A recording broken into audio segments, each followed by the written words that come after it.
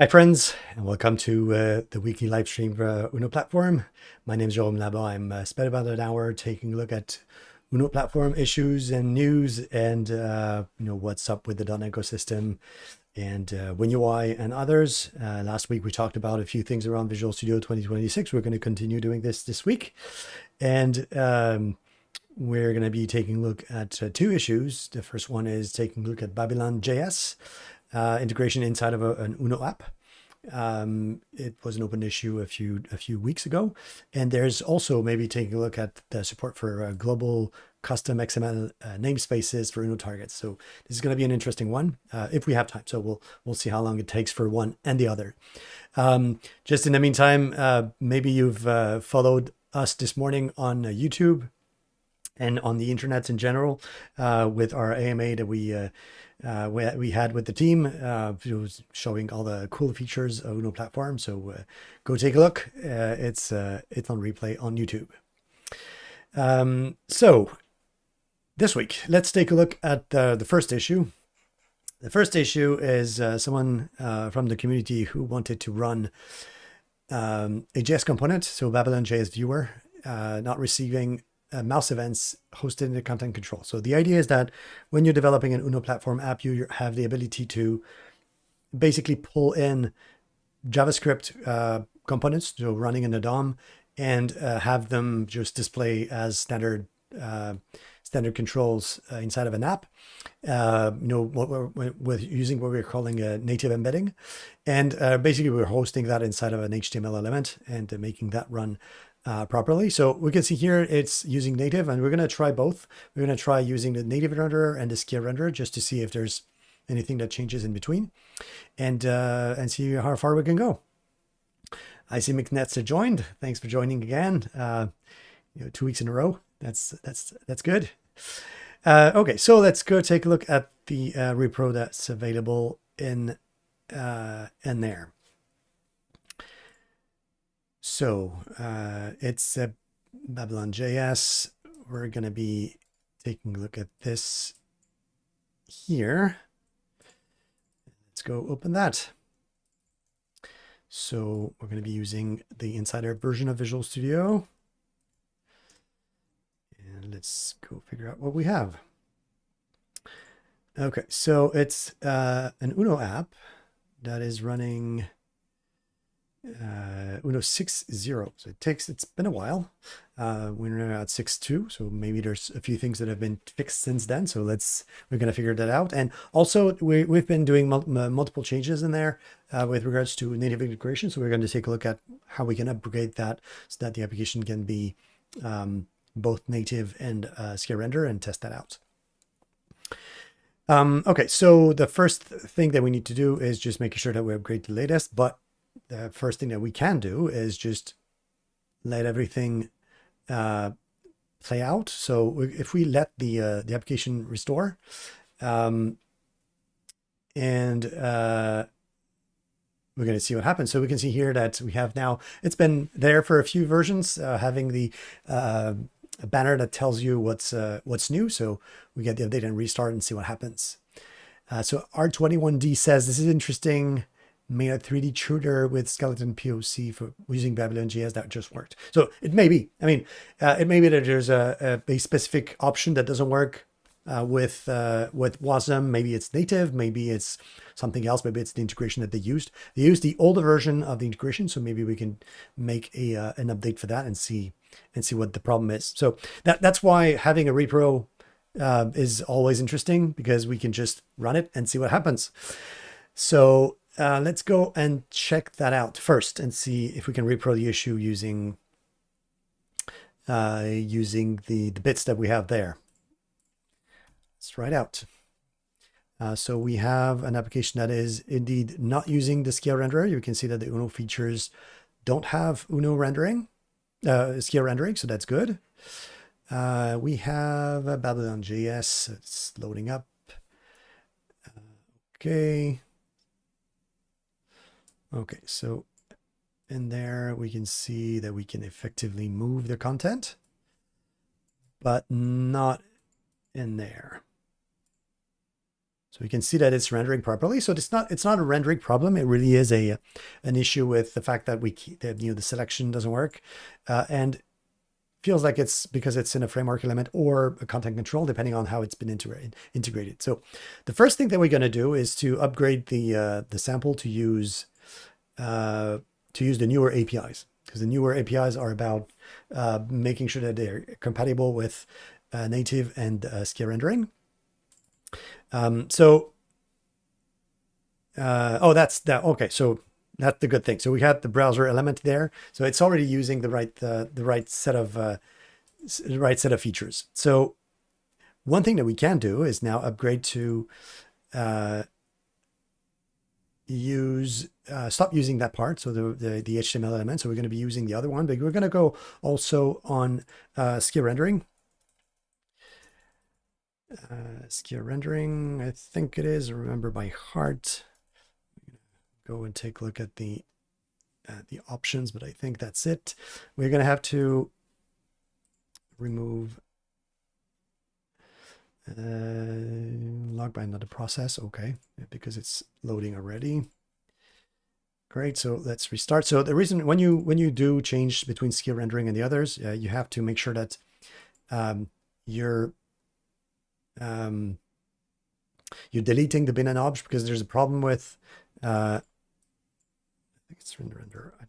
Let me check quickly, because I don't remember. Let's go with Uno app one. I think this one it's probably just an app that I created just for testing. It is just to be sure, SKIA renderer, not SKIA rendering. Okay, there we go. So that's good. So let's try again. Okay, so now it's not building, and there's a good reason for it.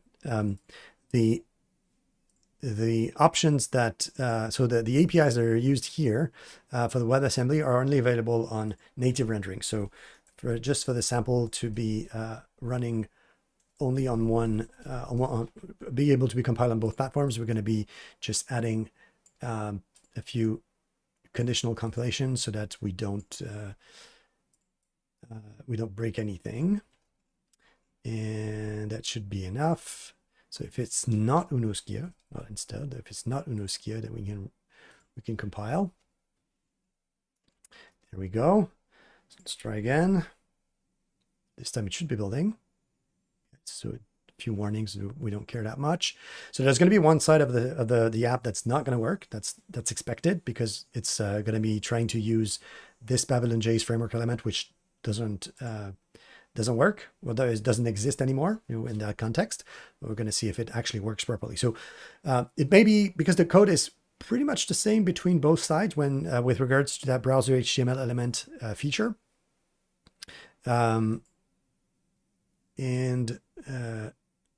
Actually, this is interesting. Yeah, we're gonna see what shows up, because it feels like it's two controls in one. Yeah, because the thing is that when you do HTML element Babylon Viewer, it creates a div, which in itself you can put something else, which kind of makes the whole thing behave differently. So maybe that's the reason. Okay, so in there we have issues with the loading, because it's trying to load content that's not supposed to be there. So let's make sure that we clear the site data. And let's see if we get something that works better. No, it doesn't work better. So we're probably going to have something that stays in memory. So that's the switching between the two can be a bit tricky for the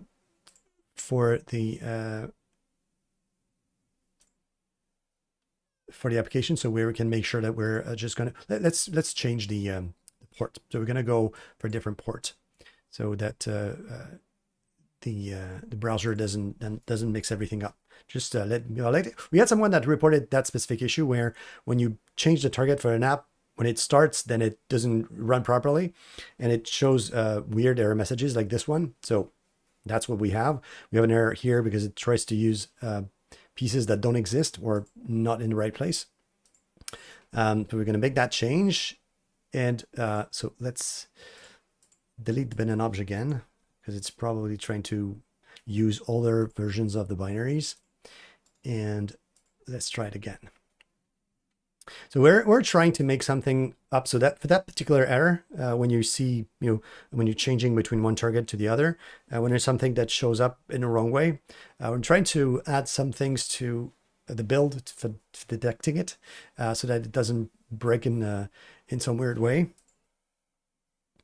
So there you go. See, I delete the bin option and it started again. So what that means is that the runtime, when the .NET SDK for WebAssembly, when it builds, it kind of stores incorrect files, and then it ends up not working. So that's the biggest problem. Okay, so what we can see here is that in Skia it's working, but it's just the one that was not working is now working. So it's because it's inside of content control. So we know that when we're moving to Skia, which is what pretty much everyone should be doing, unless there's something specific that's breaking for them. It should be working fine. Just to be sure that we're actually running in Skia version, we can just go take a look at what we have in the rendering. And we can see that we have the Uno canvas, which renders everything. And then we have the native element host, which is basically having what you need for everything to be rendered. So this is rendering the control itself for everything BabylonJS that's inside. So it's working properly. It's propagating the events in the right way. Okay, so what that means is that the issue that we have is specific to native. So we're gonna have to go and take a look at why that happens. It's likely something small, but who knows? Maybe there's something that we can fix in there. Okay, so let's pull out the Skia renderer. We're gonna delete the bin and obj again because we're switching targets. And we are going to be restarting the app, just plain and simple.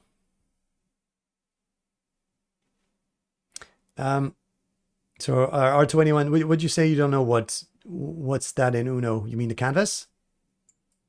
Just want to be sure. Okay, so we're back. So the framework element is working properly, but the content control is not working properly. So we can go and take a look at a few things. First, try to see what kind of events we get on that. Maybe there's something in the event management that prevents everything from working properly. Maybe there's something that causes the event propagation to not get to the right location. So there's that. But we can try one thing first. The content control that we have, so the framework element is not working. It's because we have it in that context. And so this is a content control and it works. This is not a content control and it doesn't work. So what could we do? We could try, so this is set CSS HTML. So this is directly integrated into the framework element. And it should be, yeah, let's go take a look at the CSS directly, the DOM directly, to see if there's some kind of event that may be directly attached to the control that we're tracking right now. Okay, so we have that control, we have the BabylonJS control. So this is the control that we're looking at. We have a content presenter that's integrated in there. And then we have the Babylon viewer that's directly below. So what do we have? We have, oh, there you go. See? So there's one thing, pointer event sent to none. So that probably is the issue, but let's see. Okay, so no, still not that. We have touch action none, but that's probably already integrated. But let's see if there's anything that is related there. No, still nothing. We have the BabylonJS content control. That's also not propagating events. Is that the one? No, still not the one. You have pointer events none set on that control at the top. I also, maybe there's something else there. No, still not propagating. So maybe we need to set something else. Let's load it again. So we search for that Babylon control and we can see that we have none. So maybe we can set it to something else instead of pointer none. So what kind of other values do we get here? No, that's definitely not border style. We have all, so maybe that's it. There we go. Okay, so it means that our content presenter below is kind of in handling the pointer events and setting it to none. So there's multiple things. Either it's something that we're doing explicitly in Uno to disable everything. That may be the case. Or we explicitly need to set the control to, not transparent to touch, which is something that can be defined directly on the control. So maybe something that we can adjust there. So canvas, you want to know what canvas translates to in sharp markup?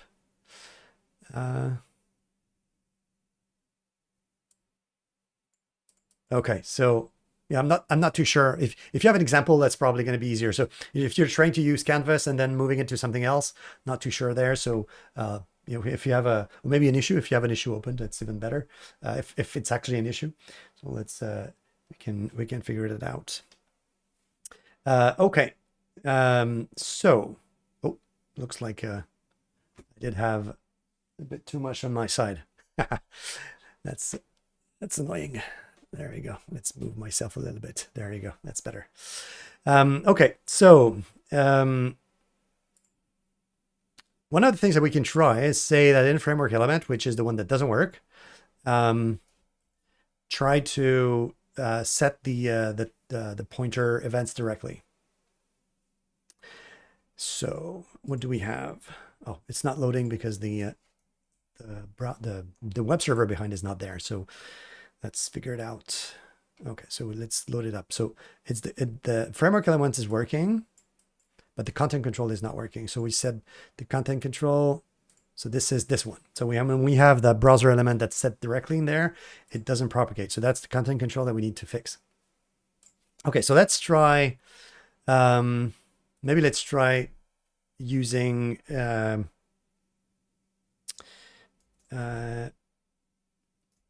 it's going to be, is it test visible? So we set it to true. We can try that. I think a test visible might be set to false automatically for that kind of control. That could be the case. Or it may be directly in the element that we create below. So I'm going to try to change that. In the meantime, we have Jose Silva.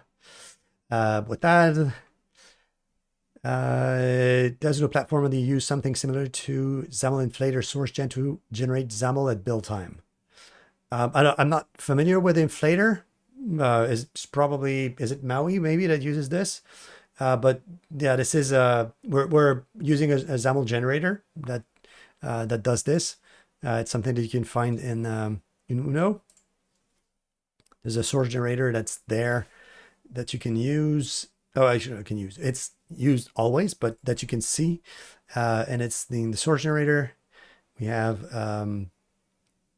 in the Uno UI source generators, there's something that's called the XAML generator, and then you can find all the code that takes the XAML and then generates C# instead. So that we generate, we can have all the features with hot reload and fast runtime and things like that. So that's the cool parts about code generation. Okay, so we have a head test visible set to true. Now let's go take a look at what we have there. So it's still not working, and we do have probably something that didn't change there. So it may be that we have something that is causing the control itself to be set to pointer events none. Pointer events none. Okay, so it's not changed at all. We could probably just piggyback into it and just set pointer events to all, but there's probably a better way to do this. But I have to say I don't remember exactly where we're setting this, so we're gonna have to go and take a look at the Uno source to figure that out. So in the Uno source, we can go and use the pre-release. That's fine, and we are going to be using the override for .NET 9 or 10. It's going to be 10 there. Okay, .NET 10, that's good.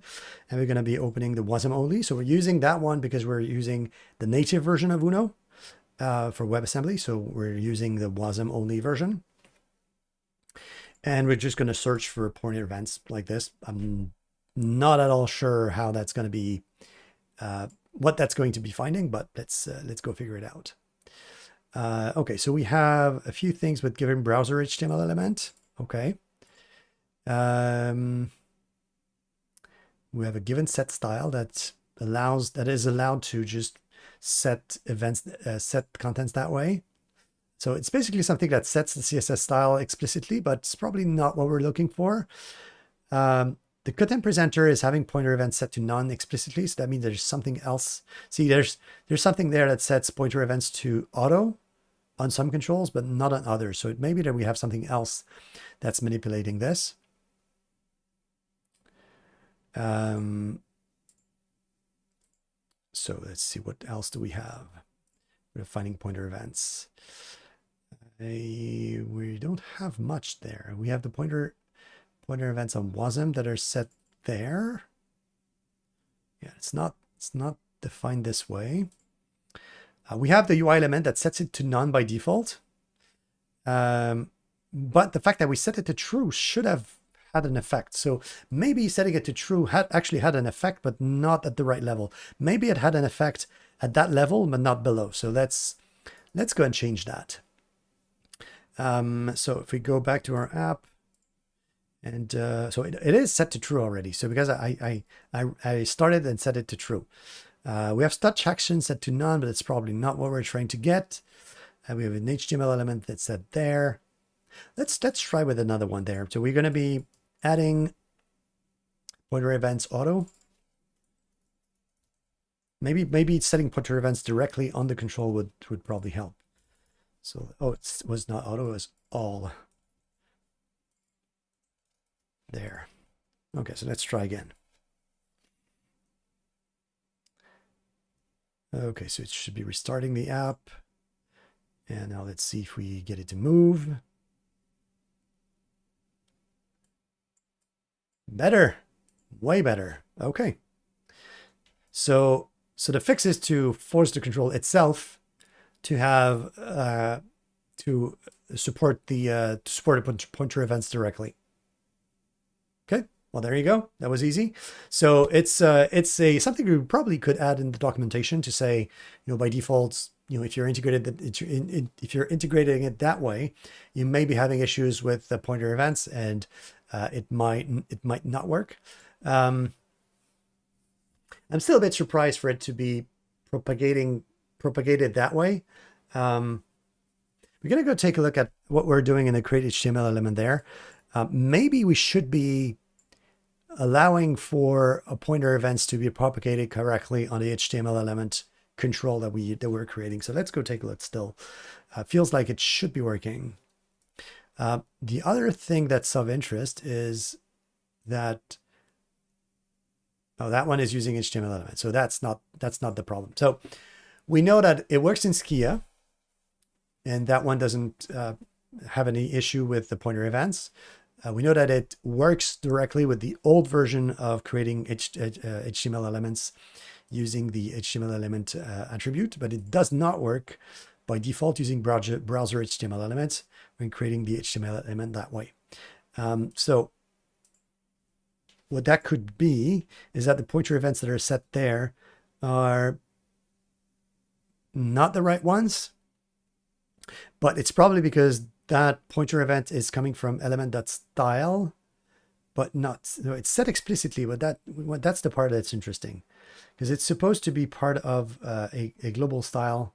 Yeah, we have an inherited style here. Pointer events inherited from another style here. Well, that's a few of them. Okay, pointer events auto for a few others, but not all of them. So it's set to none. It's set to none based on UI elements. So UI elements forces it to none. It's probably because that control is not supposed to be handling pointer events. Yeah, that kind of control, when you're inside of a content control, it's not supposed to do anything. So that may be why it's not handling pointer events directly. What is interesting is that when you're using the other integration, it works. So that specific integration with HTML element. So if you go, let's go take a look at the UI tree for that one. So we have an element there. Yeah, pointer events are set to auto in that case. The pointer events are set to auto. So the div itself, so the parent has that, but the Babylon viewer, which is a framework element that's containing just the control itself, has pointer events set to auto, but not explicitly. Or is it? No, it's not set explicitly, but it's set anyway. So that means that there's something else that's adding that that specific pointer events to auto. So that means that we're going to have to find that out somewhere else. Because if it's explicitly visible on the item, that means that it's defined somewhere else. I'm not seeing anything with regards to what we're setting from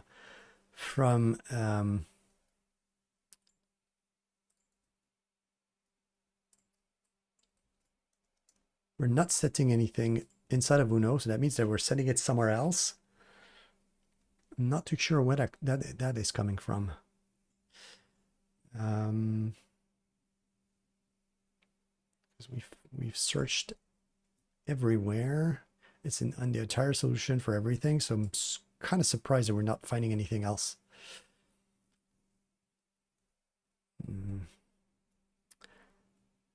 Pointer events instead of that being located in the assets, but in the CSS, but that's not the case. So maybe it's something that the control sets for itself. That could be.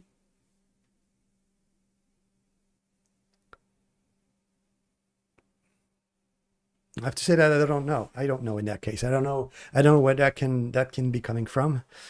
Maybe we can try to put a breakpoint in the creation of the viewer itself. Not too sure if it's going to be fast enough, but we can try.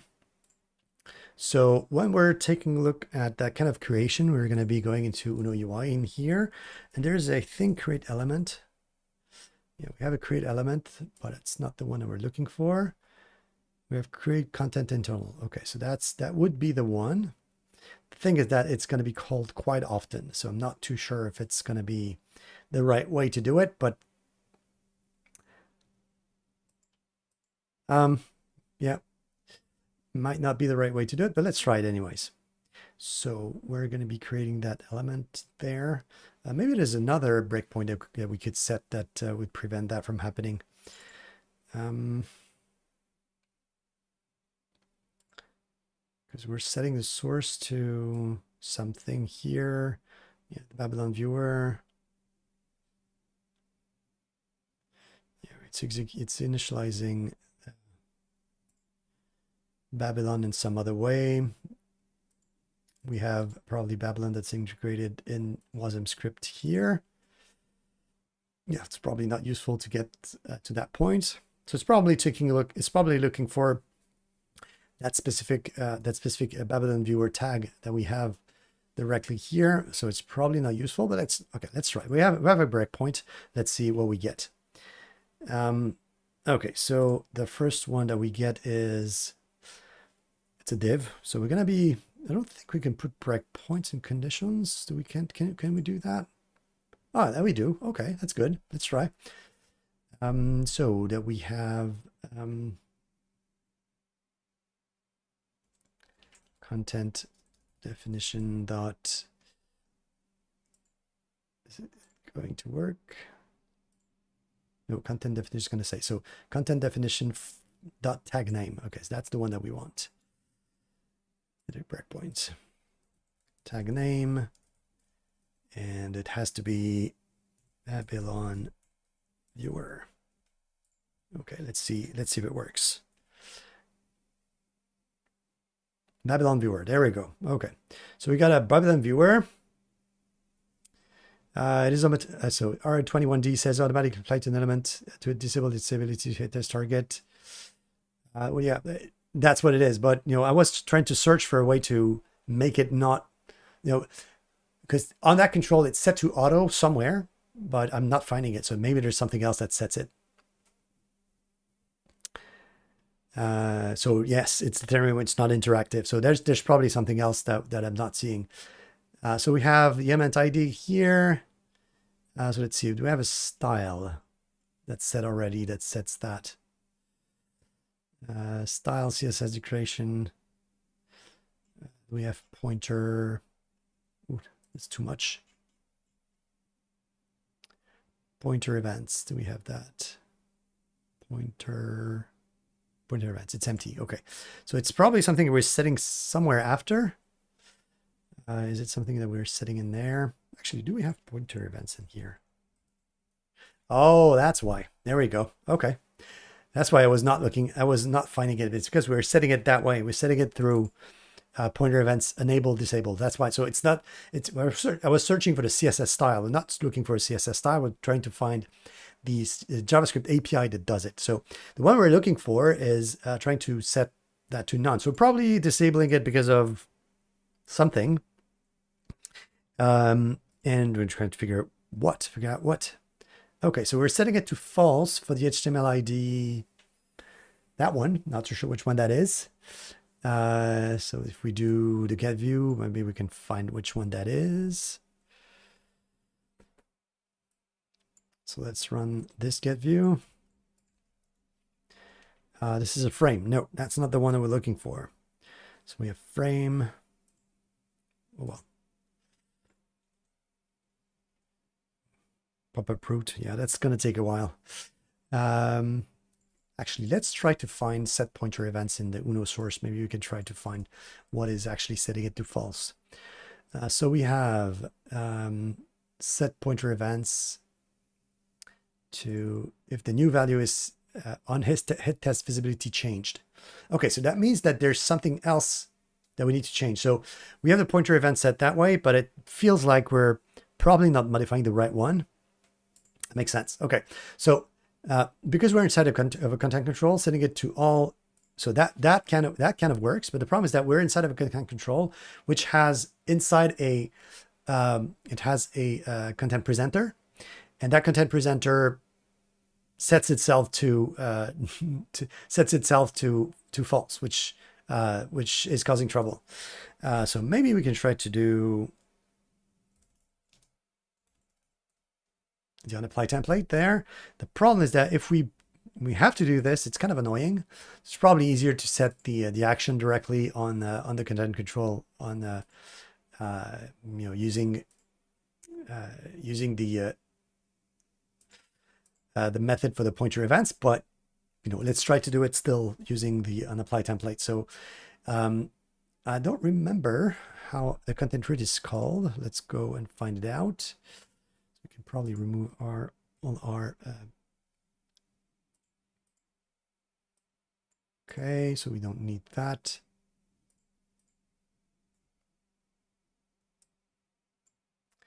And if we search for, we're in content control, but it probably changed already. Touch action none. Oh yeah, wait, let's restart the app. So we're restarting the app so that we can get to a point where we can see that the issue reproduces again. And we're going to figure out where we can change parts of this. Okay, so we can see that it doesn't work because when I'm moving around, it doesn't work. So what we need to get is to try to set the test visibility directly on the content presenter that's inside. So to get to that location, we're going to figure out what the name of the content control that's inside.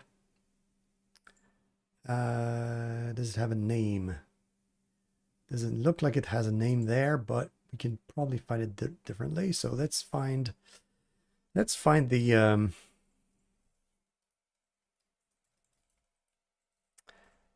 content control like this. So we have a style for content control. It's going to be not in there. It's not in Fluent theme.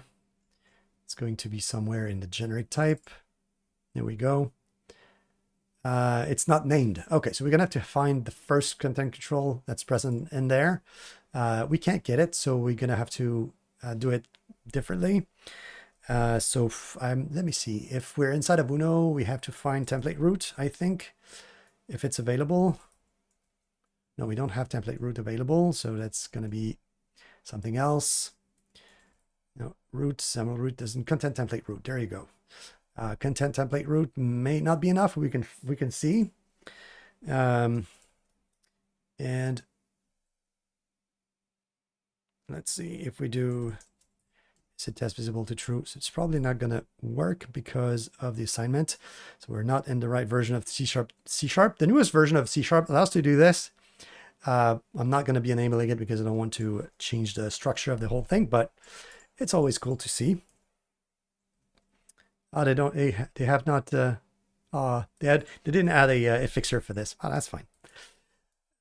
So if this is not null, we're going to be trying to set this to something else and see if we can, if it fixes our issue. So we're waiting for the content control to be applied, and then we're going to be setting the visibility of that control to something else. Let's see, does it work this time? No, still no, but maybe we didn't find the right template. That may happen.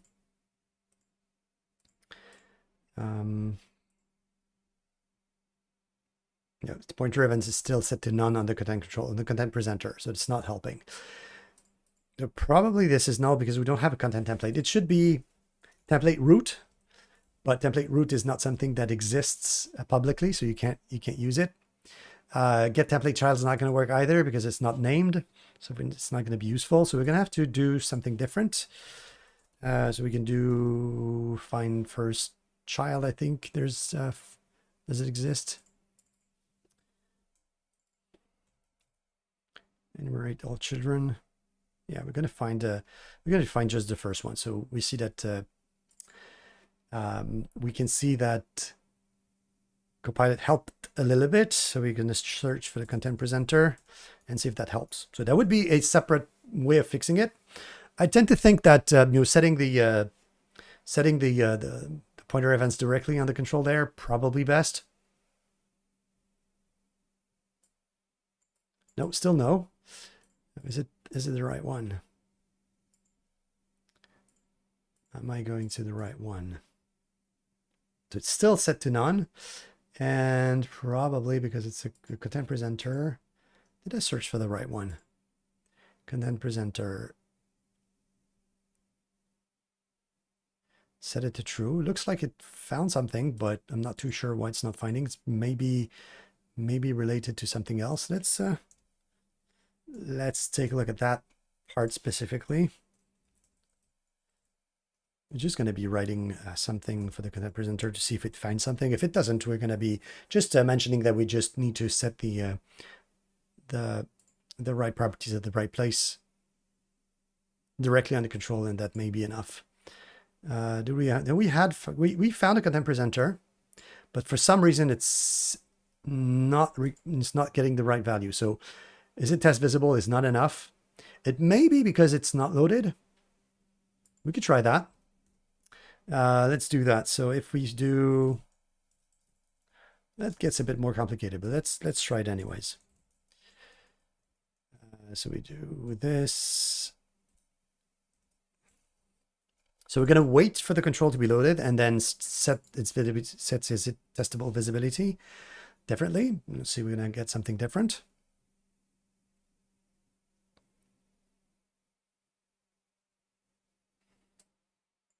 Nope, still no. Okay.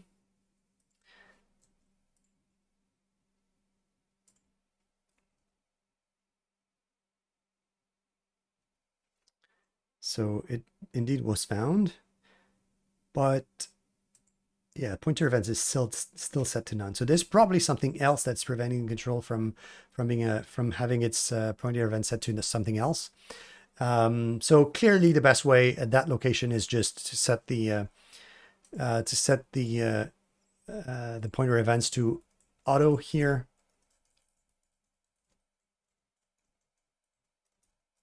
To auto, it's probably just enough. Let's try with auto, and it will allow for the pointer events to get at the right location and get the control to work properly.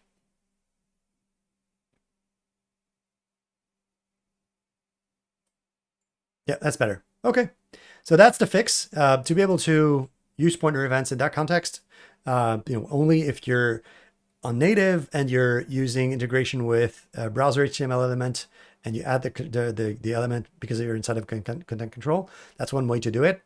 The other way to do it is, of course, to use just the framework element and set it that way, but it's not. We suggest not to use it because it's only compatible with native versions of Uno. So on native Wasm.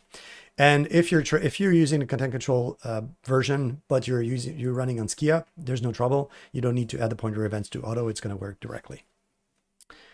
Great. So that went a little bit deeper than I expected, but that's fine. So that's one less issue. So next one is going to be the support for global custom XMLNS in Uno targets. So that one is actually quite interesting. This is something that's coming from WPF, where you can set an XMLNS definition attribute on your control, inside of a library. I'm sorry, in a control library, and what that will do is that it will pretty much make the same behavior that happens when you're, setting a control. Directly from the framework. So let's say if you want to use grid or you want to use content control, something like that, you're going to use a prefix because it's going to be a part of the default namespace. But if you're creating your own control or a local control or something like that, you need to prefix with local, or you need to prefix with something else that will allow for you to use it. Now, WPF. I'm sorry, not WPF. UWP and WinUI didn't have that support. I mean, the attributes are there, but they're not making anything out of it. The thing is that if Uno tries to add support for it, it will make it basically incompatible with WinUI. But if you're basically not using the WinUI target, well, it's going to work for you because you're going to be able to use that control, and use the default namespace, and it's going to work automatically. So what we can do, and it's kind of a choice between for the design of that kind of feature, is we say if we create something that doesn't break, if we create something in Uno, a feature in Uno that doesn't break WinUI in a way that you have to make the code different from WinUI. For WinUI, then it's fine. So in that context, when we're saying that if you want to write your extended splash screen here without any namespace in front, if you're doing all Uno, then you can write it that way. But if you're using WinUI, then you have to prefix it with something else, but it will still work with Uno. So it will work with WinUI and it will work also with UWP. With UWP and WinUI. So we're just having WinUI now. So that's what we get. So we've kind of delayed it for a while and saying, well, I mean, it's trouble to add that and say, well, we should not be doing this too much and kind of have divergence in implementation. But in that case, it kind of makes sense because it's easier, makes for smaller XAML, and makes everything simpler. So we're going to take a look at implementing it. It's not too difficult because it's mostly about type resolution, and we have all sorts of tests and availability in there to be able to support it the right way. So we're going to try to go take a look and add some unit tests and try to figure out how we can implement that. So that's the feature for custom HTML, custom XAML and custom XMLNS. C. Jose asked a question. WPF doesn't support native AOT. That's correct. Yet Uno platform can run with AOT even when targeted windows. How does Uno achieve AOT in this scenario while WPF itself cannot? Well, that's easy. We're not using WPF, and that's why it's working. What we've been doing is, and you may remember a few versions back. So it was, I think we introduced support for Skia on desktop in Uno 5 or something, or probably before. And then at that time, in the interest of time and just making sure that we got something working, we relied on WPF for implementing the shell. So basically the frame of the window, the positioning, the fact that, when you want to open a file, things like that, when you do file open picker, it was using WPF. But what we ended up finding out is that, yeah, it allowed us to go, further and faster to have the feature. But the problem is that we were tied to the limitations of WPF, so including that one for AOT. That's not the only one. And the other problem was that, particularly when you're trying to do a single file application, it doesn't work well. You basically have to bundle WPF entirely, and it's annoying. So what we did is we said, well, let's ditch WPF in the same way with that we ditched GTK. By the way, we started implementing the support for Uno directly on Win32. And Win32, there's nothing to install. It's there always. It's a bit more complex for us because we're having to re-implement things that WPF did for us. But overall, it's faster. It's less dependencies. It's less hacking around for WPF to do things that we don't want it to do. And packages are smaller. A lot smaller because adding WPF is about 100 megabytes, and yeah, it's difficult. So that's the target, and that's why it's working for the Uno supports native AOT properly. It supports native AOT and as well as single file deployments. So it works as well. So both do work as a result of that change. So glad you found that out. And yeah, a lot of people are just actually moving to that specific feature, being able to run Uno apps on Windows using native AOT, or just single file applications, because it starts faster and it's easier to deploy. So that's what we have right now. Okay, so let's go take a look at the custom XML quickly. So there's still 15 minutes left, so probably not going to be implementing it completely by the 15 minutes that are left, but still we can go and take a look at what we have and why, how we could implement that. So there are multiple ways to run tests. You create tests for that. The first one is to go and use the Skia target. The other one is to use the Uno UI tests, the Uno tests target. I think for the beginning, we're going to be going for the Skia one because it's easier to work with.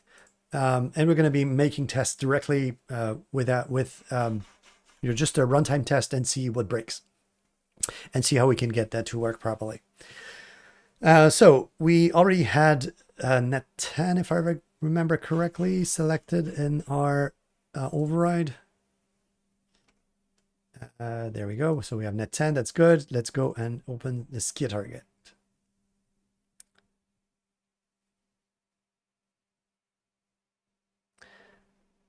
Okay, so there we have it. Now let's go figure out. So we were on the file save. So let's make a new branch. And that's we're talking about default namespaces. Okay, so to be implementing this feature, we had something in the runtime testing here, and I thought we had separate classes for this, but it looks like we don't, but we're going to try to do it anyways. Okay, so we have a few tests that are in a few tests. We got quite a few tests that are integrated in there. So we have Windows UI XAML. We got a few things in here. And oh, by the way, when we're implementing such a feature, we have to implement it twice. We have to implement it for the XAML generator, so the XAML to C# generator. So we have to implement it there. But we also have to implement it in the XAML reader. So that's that's two locations to implement the feature. It's not that simple, but in a sense that we need to have a few pieces for resolution in that context. Actually, let's go and figure it out directly in the XAML reader. So we're going to be, let's revert the changes that I had there because I don't need them. What was that? Oh yeah, so that one. Oh, that one we don't need to keep. I think we changed that already. Okay. And let's reset, rebase all of that.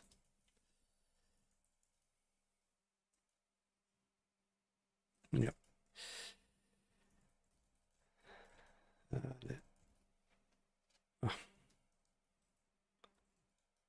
does it do? There you go.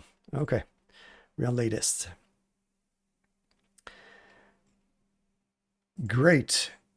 So we said, let's go and let's modifications for the XAML reader. So we have the XAML reader here. And in XAML reader, we have a few controls, I think, that we have integrated in there. We have a few with attached dependency properties, but that's not the ones that we want. We have markup extensions, but we don't have any control. Okay, so let's create a control.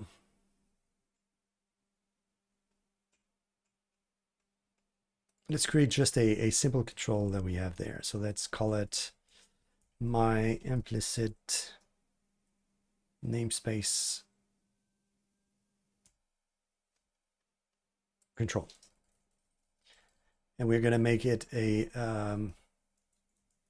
content control, and we're not going to name anything in there because we don't need to. It's just a control that has nothing in it. Just think that that type is going to be part of an environment that needs to be selectable. So what we're going to need to do is to say that the controls that are part of that namespace need to be automatically included as part of the type resolution, and we're gonna add a new test that validates that. So when control from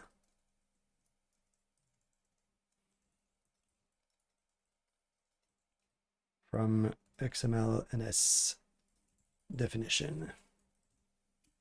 Okay. So we have a stack panel. I don't think we need to do anything in there. Oh yeah, that one. We have load XAML, but we're gonna make it a complete file. It seems like it's loading a few things, but yeah, no, okay. The default behavior is the right one. Okay, so we're just gonna be loading the stack panel, and then in there we're gonna be putting our control. And this is supposed to not fail. And it's not supposed to throw anything, so it's supposed to be loading directly our control. Custom control, and we're supposed to have no exception. Let's go and run this and see how far we go already. So it's supposed to be failing in a very specific way. Saying that the control, doesn't work, in the sense that it doesn't find the type. So we're going to have to go and modify the type resolvers that we have inside of the XAML reader, so that it finds the right types at the right places. So in terms of definition, if we take a look at the way XAML definitions are defined, so we have done it Maui that uses pretty much the same thing. We're going to be pretty much doing something very similar, where we're going to be using XML definition, saying that it maps to a specific, namespace that's available everywhere. So there's implicit definitions, but there's also global definitions. So we're going to try to figure something out in there. So let's see. So we have the assembly information, and we're going to have to define something in there. So we have the XML definition. That one exists already in Microsoft UI XAML. I'm not sure if the definition itself is the right one. Okay, so that one is defined twice. So we're probably going to have to do something about it. Feels like we have, yeah, we probably have multiple definitions that were there. Most likely because we had alignment that was needed for XML definitions to work. So what we're probably going to have to do is to have a kind of an internal definition that will avoid having multiple namespaces. So we're going to have to track that one out. Okay, so the test that we wanted to go for is the custom control. So if we run that one, it's supposed to be failing because it says my implicit namespace control does not exist in the global namespace for XAML presentation, which is fine. That's what we're looking for. Well, there's no code update, so there's no need to do.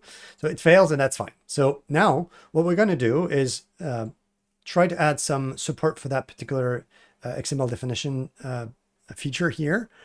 The interesting thing is that we have a problem with the definition. So it's defined twice. We're going to have to figure out why. So it's defined in Windows System Markup, it's defined in UWP, and it's defined in there. So it's defined in various locations, and we are going to have a problem with it.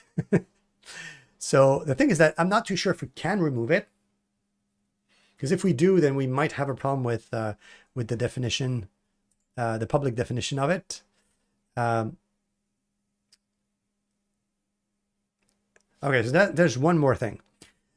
Interestingly, the type definition that we have here is not something that WinUI is supposed to be having. So we're going to go take a look at if we create a default default WinUI application, if that attribute exists. It might not. So we're going to try to figure it out. WinUI app blank packaged. We're going to try that one.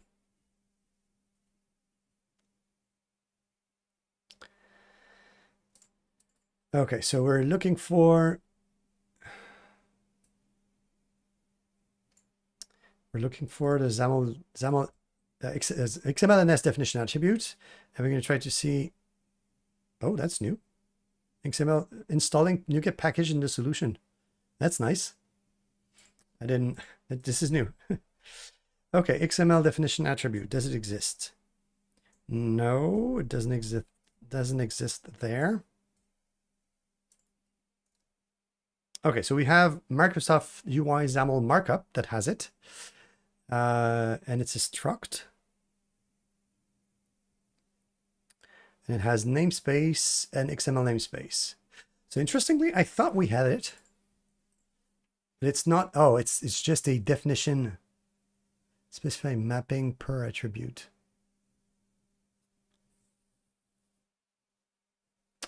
Okay. Okay, I see what it is. Okay, so that's not an attribute. That's something that's defined somewhere else.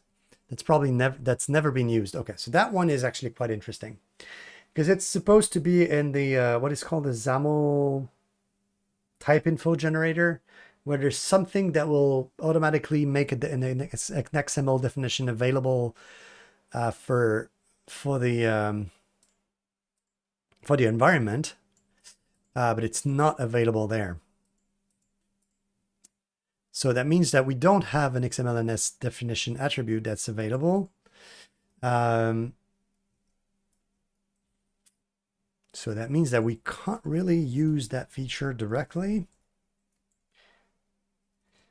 So if we do define this one, we're going to have to put it in a place where Microsoft might put it in the future, which might cause trouble. So one thing that we could do is to define it in Uno namespace, and say, if you're building for Uno, then you're going to have to do, if you want to define something like this in your app, let's say you want to add support for that particular attribute in your app, you're going to have to do something like this, has Uno or something like that. And then if you do this, then it will be available just for the target that you're going to be doing. So it's going to be something like Uno dot. So let's assume that Microsoft ended up adding it sometime in the future.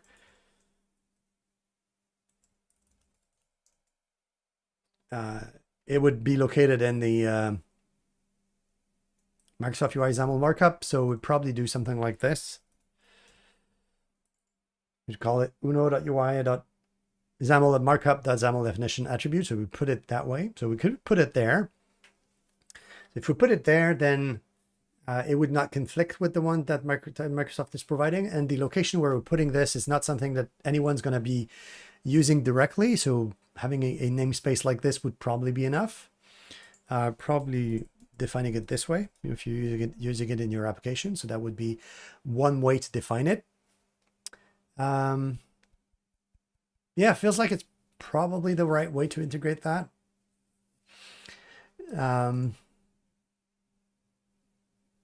Let's try it. Let's try it and see where that goes. So we have, if we want to add that specific XAML definition, we're going to have to go and find the original definition that we have. That's kind of hidden in most cases. And we're going to be duplicating that pretty much that. We're going to be duplicating this one and just adding it somewhere else.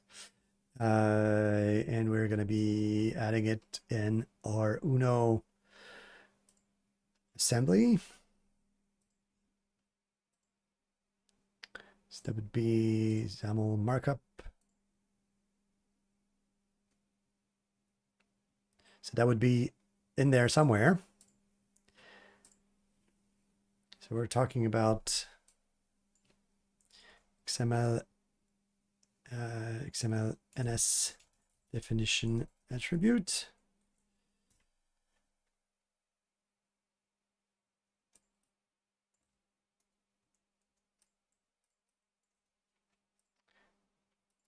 And that would be Uno UI XAML markup.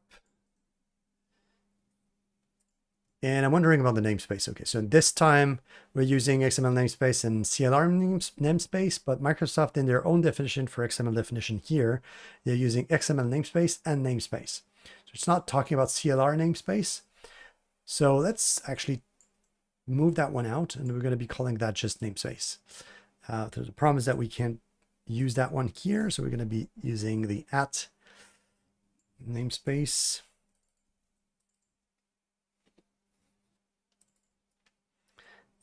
So XML namespace.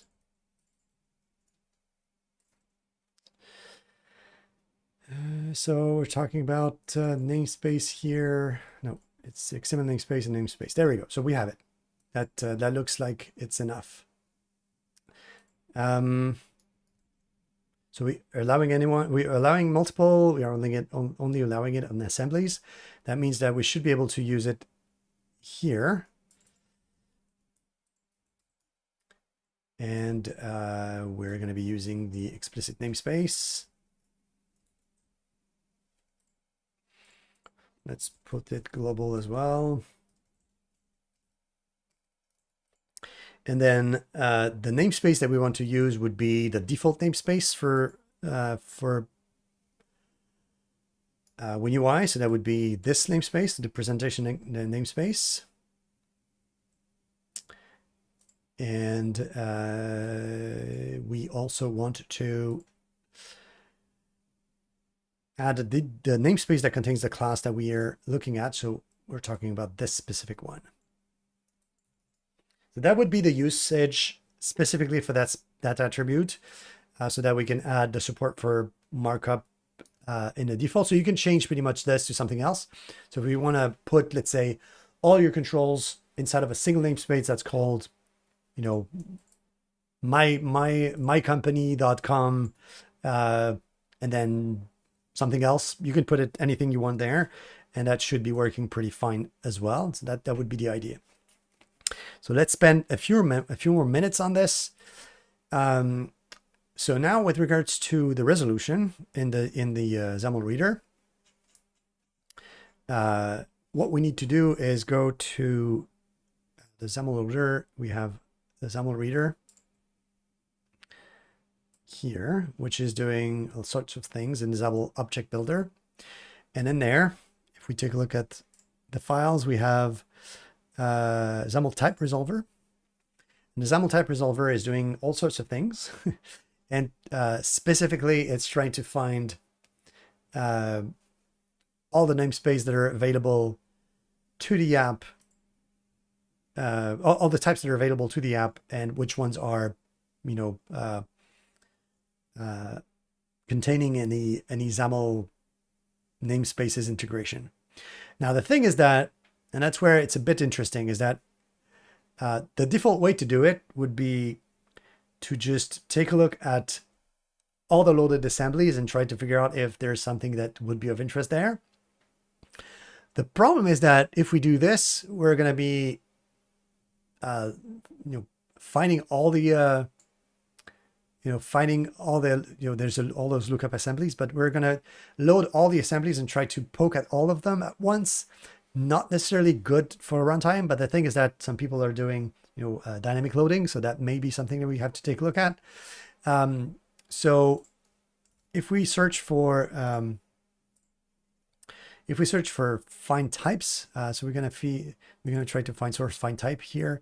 We can see that there's some kind of lookup that exists. So we get types original, get types by element. We're loading all the assemblies. We're taking all the assemblies from the model and from the domain and trying to figure out if we can find the type, and then try to figure out if we can find something that makes sense with that type that we tried to find. Now the problem is that because the namespace is incorrect, it tries to find a type that's in a specific name with using the original name and try to figure out if it matches, and then it won't work. So we could try to figure out just something that we can determine at that location. So with the type system here. So let's go and just run the test there and see if we can change some code here to figure out all the namespaces that are available.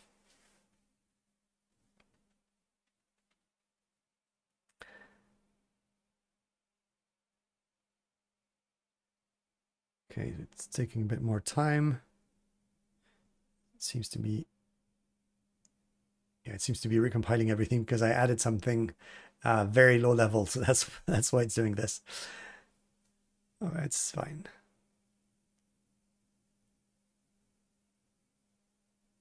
Okay, so in the get fully qualified name, we're going to have to figure out a way for the namespace to search for the default namespaces. So you can see here all the default namespaces that exist, but we're going to have to be strict on the lookup, or actually relaxed on the lookup, sorry, so that we can find more types with namespaces that are not matching. But for that, we can go and just go, do some breakpoint validation directly in there. Okay, so we're gonna have some lookups, and then we're gonna run our evaluation here.